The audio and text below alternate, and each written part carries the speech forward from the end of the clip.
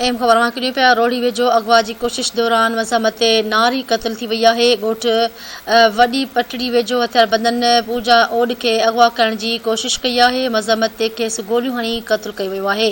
वाक़े बाद जवाबदार फ़रार थी विया आहिनि। अव्हांखे आगाह कयूं पिया नारीअ जो मढ़ इस्पताल मुंतक़िल कयो वियो आहे।